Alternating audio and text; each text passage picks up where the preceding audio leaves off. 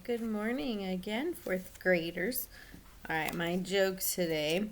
What would you find in Superman's bathroom? Super Bowl. That's silly. Um, I'm going to read chapter 4 of Torpedoed today. Chapter 4, Desserts and Drills. It's very lovely, Gussie wrote. I wish she were with us. She told her parents that she and her siblings are going to have their photos taken for a second time. They were drinking milk.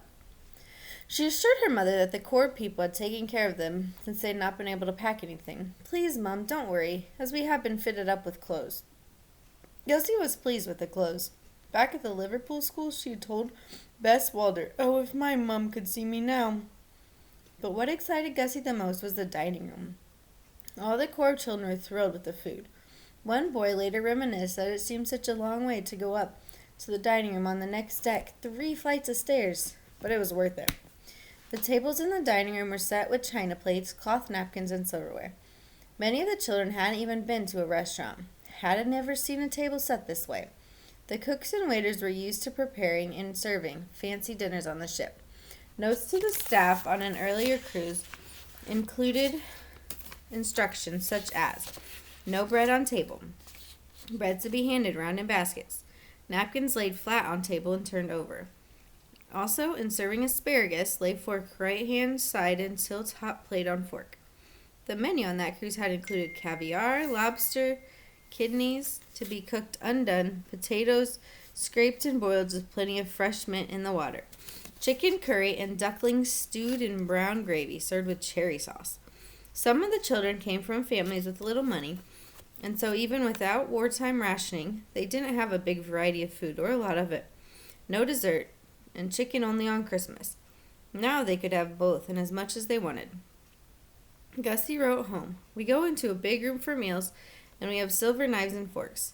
We have table napkins and 3 different kinds of forks, and we have a menu card in which we can choose what we like off the card. There are about a dozen different things on it." With war rationing, food back home was limited. Bess Walder's family wasn't poor, and they had plenty of food. This was something else. She hadn't seen a banana for years, and here they were on the ship for the taking. All she had to do was clap her hands, and one of the waiters would come right over with whatever she wanted. "May I have a ham roll?" she'd ask. Very quickly the waiter would come back with not 1 but 2 ham rolls, and they were presented on a silver tray lined with a lace cloth. Even for the Betches, the dining experience was out of the ordinary. Sonia was charmed by the Indian waiters and their lovely clothes, willing to give her as much food as she wanted. The waiters spoiled the children like mad, and the children loved it. For Jack Keeley, this was a totally different world from what he was used to. All the food and the men waiting on him, he was being treated like a prince. And the ice cream, so much of it, so many different flavors. He couldn't believe that he could have as many helpings of ice cream as he wanted. And he did. He had 2, sometimes 3. They all loved the ice cream. Those who survived would remember, even decades later, that the loss of all that ice cream felt like a terrible tragedy. As if the food weren't great enough, the children had a playroom.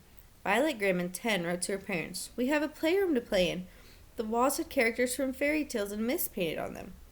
Gussie wrote, "The little ones have got a nursery to play in, and a big store sent them a box of toys." Lenny goes about as if nothing is happening. Uncle Derek Betch, the Corp kids, weren't able to bring toys, and some of them, like the Grimmins, had none to bring anyway. There was a Noah's Ark with little wooden animals in pairs, pool toys, stuffed animals, toy soldiers, and a grand rocking horse, with a basket on either side so 3 children could ride it. The rocking horse quickly became the talk of the group. Even the older kids who weren't allowed in the room to play heard about the magnificent rocking horse.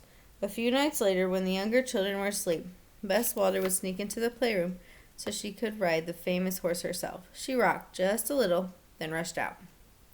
Upstairs on the promenade deck, Colin Ryder Richardson in his scarlet-red life jacket found the library. It was a beautiful room, paneled in Nigerian cherry, mahogany, and holly. But Colin and Barbara Betch would spend a lot of time in here reading. The library curved under the forward end of the bridge deck. Normally, passengers could look out to the sea on both the port and starboard sides. But for this voyage, all the library's windows were blacked out so that no lights could shine at night.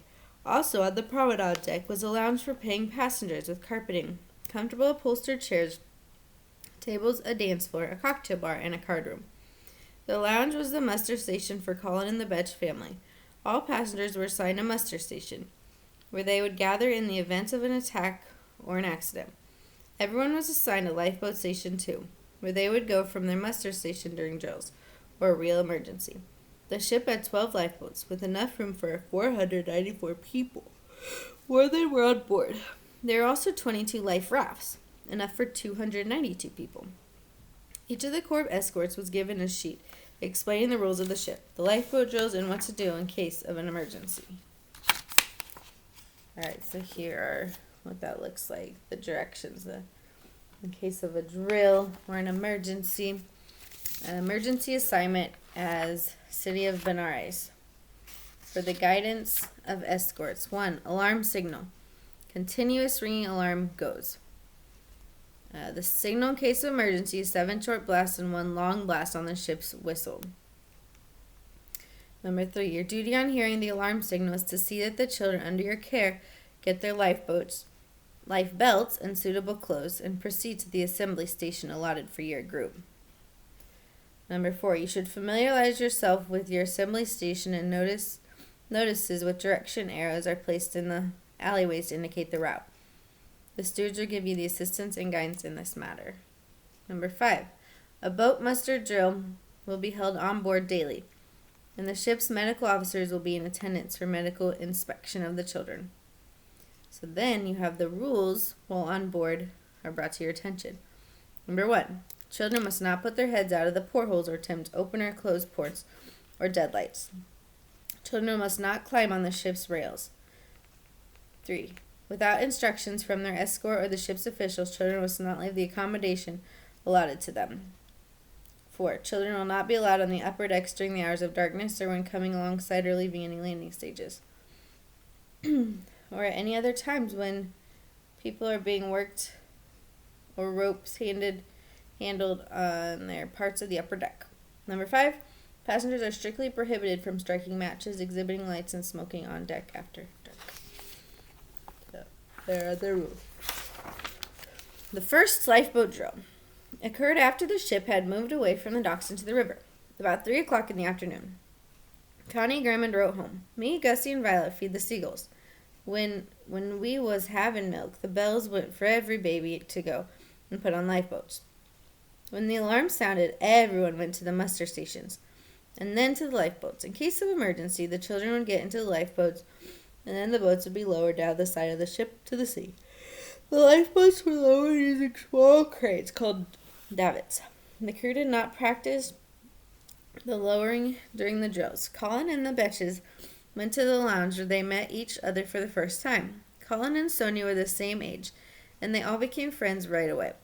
Sonia got an immediate crush on Colin. He had blonde hair, light blue eyes, and a sweet, wide smile. She thought he was gorgeous.